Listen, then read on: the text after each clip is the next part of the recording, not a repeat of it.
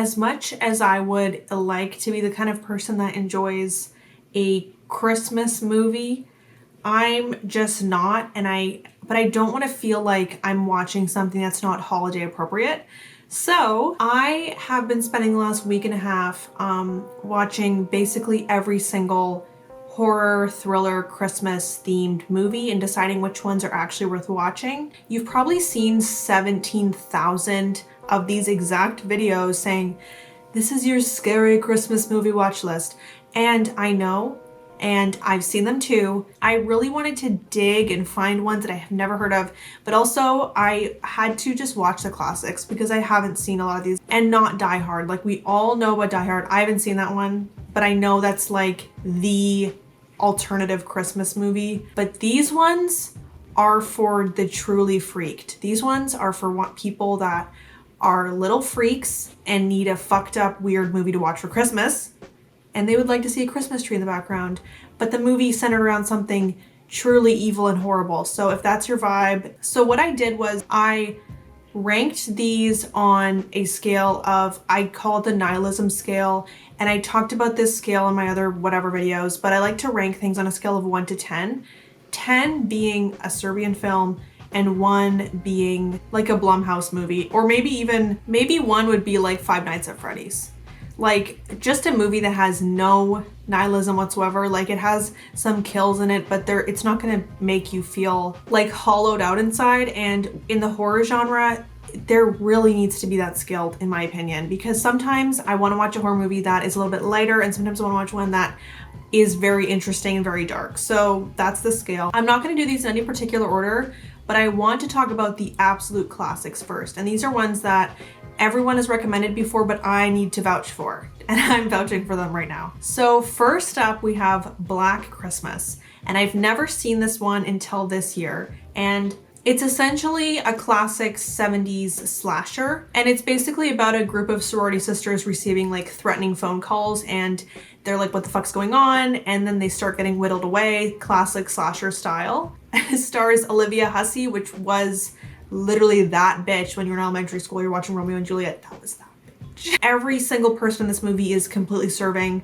looks, serving face, serving outfit, serving hair. This is one of the first movies that really capitalized on the call is coming from inside the house trope. And when they said it in this movie, we literally jumped out of our seats and we were like fucking freaking out, because you never actually hear that from the movie, but this actually was one of the first times it was actually said. This has a 6 out of 10 on the nihilism, and I would say it would have more if the blood was more realistic. 70s blood is a little bit bright, and I think it's just like the film cameras they used or whatever, or maybe just like the technology wasn't there, but it is a little bright, but still it's a great effective watch.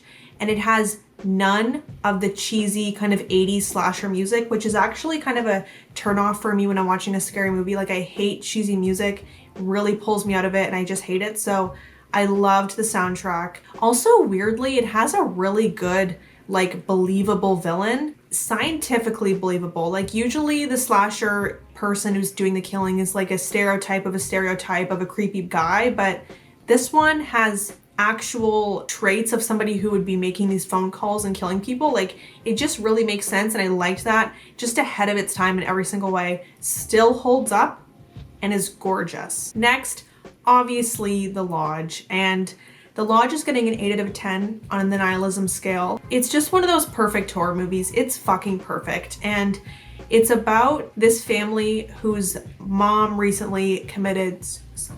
They have to spend Christmas with the dad's girlfriend, which is kind of like their stepmom now. I'm not totally sure if they're married, but it's basically their stepmom. They have to spend Christmas with her, and shit goes down crazy, and I can't really explain any more than that. But it's just so atmospheric and so freaky and satisfying to watch because it actually is a plot. A lot of like atmospheric, wintry horror movies have no plot. And I was like, thinking this when I was watching all these random movies making this list. Like, there's this other movie called Hold the Dark with the same main actress as The Lodge, and it has that exact problem. And the worst part is it's the same director as Green Room, so I just really thought it wouldn't, but it fell into the same trap that these winter horror thrillers fall into, where is the plot? Like, I get it. Snow is so beautiful. It's so creepy. And it's like, it has its own eerie nature to it, but I just need something else. Especially because when you're watching these movies in the winter or Christmas time, you're like, you need to watch something entertaining because you're just sitting there like drinking your coffee and you're like having like a movie night. Like, this needs to be fun to watch. I need something more. So yeah, the Lodge has literally never disappointed me once. Also, this is a weird thing, but the snow seems genuinely cold. Like, the atmosphere seems genuinely like it's cold. And I just wish Yellow Jackets had that vibe. Like, when I'm watching Yellow Jackets, like, I've complained about it before, but it doesn't seem like it's actually cold, and it's not believable. And I just wish it had more of this realistic vibe that the Lodge has. Enough Lodge glazing, I'm going to the next one. My last super well-known rec, like, these are the top 3 that everyone recommends and I need to vouch. Dead End from 2003. This is basically like a liminal slasher thriller comedy kind of. It's getting a 3 or 4 out of 10 just because it is really funny, but the gore is like really crazy. Like, it's not funny gore, it's actually fucked up and scary. And the acting in this is was a relief to me because I was watching so much shitty acting. This was a fucking relief. So the acting's good, just really bloody and brutal, and the soundtrack is ridiculous. And that's the thing, the soundtrack is stupid. So it's not the scariest movie, but it's basically about a family that goes on a road trip for Christmas or the holidays. They don't arrive and the road is leading to nowhere. So it's very liminal, very creepy that way, and shit starts happening. People start losing their minds. It is just an interesting premise. I don't think you could really go wrong with it. And it seems so ahead of its time too. But everyone's right, it's really good. It's really good to watch during Christmas, like, it's perfect. The dynamic of like the dad going crazy in the family, and like, I just don't know why I think it's so entertaining.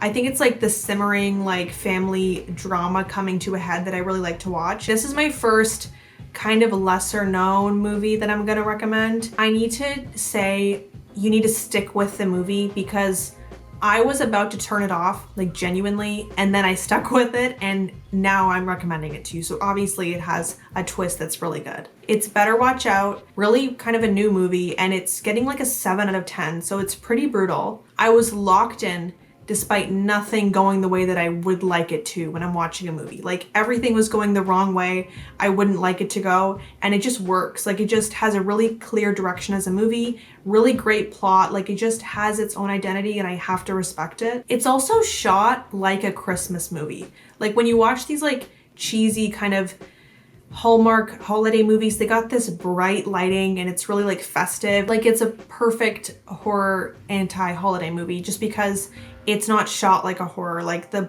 first 3 that I recommended are very much shot like dark. This one's very bright. It's about a babysitter who has to babysit this kid who has a giant crush on the babysitter, and it's like, he's like kind of a little freak and she is like a really classic babysitter character, but you have no idea. Like, it's so fun to watch if you don't know what's gonna happen. Next, I have Silent Night from 2021, and I'm pretty sure this is a Netflix original. Usually that's not my vibe. Usually 2021 Netflix original, get that the fuck away from me, seriously, like, get it away from me. But this one, I actually really enjoyed it, and I thought it was a perfect holiday movie. It's best to go in completely blind, so I'm just gonna set the premise of, like, imagine like a holiday dinner party, intense kind of catty drama going on, which I'm a sucker for that.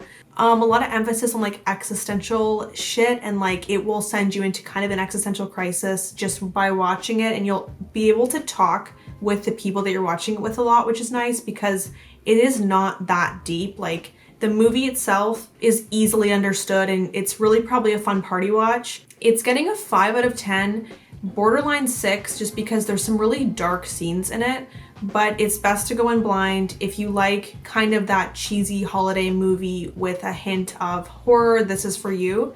And it's solid for like a Netflix original movie. It's so solid. The CGI is just horrible though. Like, Netflix hates to put any kind of money into any CGI or like practical anything. Like, that's the thing. Next one is called Anything for Jackson, and this is about an old couple who kidnaps a pregnant woman to try and get their grandson back who died.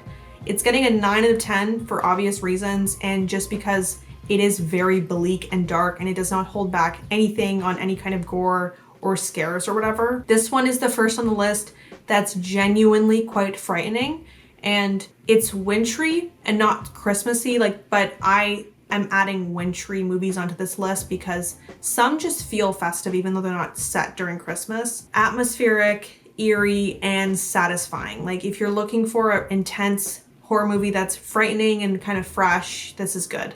I also have to say, when I was like watching all these movies, I put this movie on called The Leech.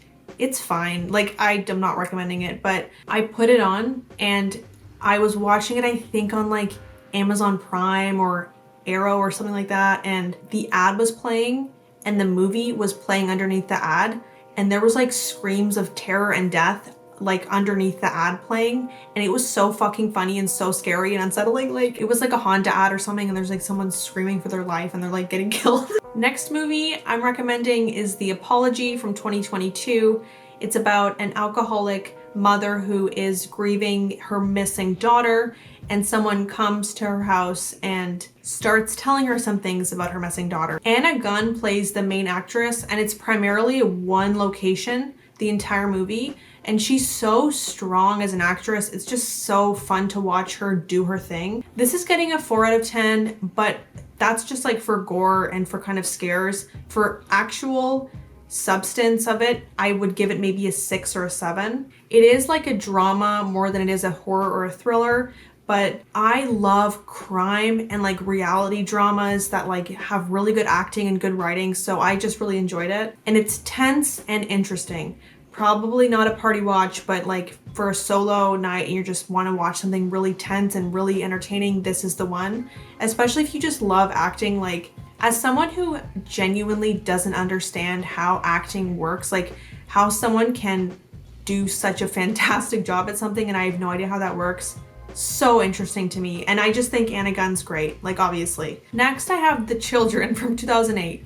And this is about a British family who gets together for the holidays and their kids start attacking them and killing them. This is getting a 7 out of 10. And you would think that it would get maybe a 3 because there's kids involved and it's a slasher, but it is so weirdly brutal and so weirdly dark. Like you would think that they would go easy on that, but they did not. I do have to say, this one almost didn't make the list because it's probably the weakest movie I'm recommending. Like it has a 75 on Rotten Tomatoes, which isn't bad, but this one, not the best movie, but it is really, really interesting, and the kid actors do a great job. And most interestingly, one of the characters in this is wearing these like over the knee tights or socks, and they never go down. Like what kind of socks is she wearing where they're not coming down? It looks really good, and I'm just wondering, what's that brand? Because they're not, like, she's fighting off people and the socks are staying on the way that they look good. What are you wearing? Where'd you get that? Next one is Honeydew, and this one isn't as Christmassy, but it is set in Christmas, and there's the saddest fucking Christmas tree in this movie. Like, this is getting an 8 out of 10, and it does not hold back on any of the brutality of its content, and most surprising Lena Dunham cameo I've ever seen in my life. And I hope that doesn't ruin it for you because it was so funny when it happened. Basically about a couple, aspiring actor and his botanist girlfriend going on a camping trip. They lose reception, their car breaks down, etc. So they have to go to a weird old lady's house and some things happen and some really dark, crazy things go down. Extremely dark, and it's not funny at all. It's a tiny bit silly, I guess. Like some scenes are a little bit over the top, but it is genuinely pretty frightening. And it also is like gross. Like I don't think I would watch this with someone who is a casual horror enjoyer because this is like very disgusting and it's very crazy. And I'm not going to tell you anything else because that's going to ruin the movie. Next, I want to recommend Ravenous. I want to give it a 6 or a 7 out of 10, but it depends on how much cannibalism gets to you, I guess. Fun fact, it was originally marketed as like a stoner comedy in the 90s. It is not a stoner comedy. It is fucking scary and it's like intense. And it deals with really heavy and really complicated topics like war and trauma. It's basically like a American frontier horror during the Mexican-American War of 1847. I'm so surprised I've never heard of it. It was such a good watch, and it is such a good movie. There are so many video essays about this movie, like that's how you know it's good. And another fun fact, Damon Albarn did the soundtrack for this. Well, he did like a lot of it, like 70% of it, but soundtrack is obviously really good. And it was made with only instruments that could have been available at that time, like during the Civil War. It's like a bunch of movies in one, and it is not set specifically during Christmas, but it's very, very wintry just because it's snowing and it's fucking cold. Like it's very winter vibe, and I think it'd be very fun to watch, like if you're having a nice winter beverage and you're just like watching something. Okay, those were my recommendations, but I also want to do some honorable mentions because you can't hold me accountable if you don't like it. These ones are a little bit more subjective, and like, you don't get mad at me if you don't like them. Eyes Wide Shut, everyone has seen it, but for some reason I didn't, and it is set during Christmas time. It's very like 90s Christmas nostalgia. I have really mixed feelings about Stanley Kubrick, to be honest, like, but he did cook with this one. It is genuinely so unsettling. I think there's like zero blood in it, and I was so frightened by the soundtrack and by the content of it. It was so fucking weird, and there's a lot of like weird lore around it. It's just a really frightening movie that has the Christmas vibe, and it's not a slasher or a horror. It's just a drama with crime elements, but it really got to me. And like, I even think like the lack of things that happen at the end when you think a lot of things are gonna happen makes it worse. And like, I've just been thinking about it for a couple days. Just after watching it, I'm scared as fuck. It is actually so graphic with its nudity that Warner Brothers put fake CGI bodies in front of things that were happening. And it's very obvious, and I don't like it when they do that. And Stanley Kubrick would be really mad about that, but that's how graphic it is. So don't watch this with your parents, ever. Seriously, don't. But if you're looking for a movie to watch like by yourself, like very scary, really weird soundtrack. Another one is Force Majeure, I think it's pronounced. This is like Anatomy of a Fall during Christmas time, but with less actual death in it. It's more just like extreme cringe and extreme family dynamic drama shit that you cannot take your eyes off the screen. Basically, this family's at a vacation in like somewhere where there's like these huge, beautiful ski slopes, and an avalanche comes, and the fucking dad just runs away without his kids or his wife, and he just like runs away, and the avalanche didn't hit them, but the trauma of him just running away from his family haunts the entire like family trip, and he's such a coward about it, and he doesn't admit it, and it's just really riveting to watch him be the worst person ever. Just own up to your mistakes, because this movie is so uncomfortable, and it's like so obvious what you should not do when you do something wrong. Last one is Gremlins, and it's just a really cozy, funny Christmas horror. And there's a lot of adult jokes in it that actually made me laugh a lot. I don't love the way that they portray minorities in this one. It is very insensitive, and it's kind of like really stock character-y. Like, I didn't love it. But it is a fun like party watch, and it's fun to talk over and like watch kind of, and it is just so festive. Like, it's really festive. The set looks like it's a toy set. Like, it's so cute and small. Like, it looks like they shot it like Star Wars style when it's like really mini, but it's not. And the creatures are really cute. I think it's kind of mandatory viewing in my opinion. That is my official watch list for Christmas. If you're a freak, I would love it if you tell me if you liked these. It was not easy to find them. Let me know if you have one that I didn't mention, because I would love to watch some more during Christmas, because I've watched them all already. And thanks for clicking on my video. I hope you're having a really nice Christmas season. If you're a graphic designer like me, you're screwed right now, dude. I literally have never been so busy like in my entire life. It's so ridiculous how many things people need during Christmas. Like, leave me alone. Okay, peace and love, and bye.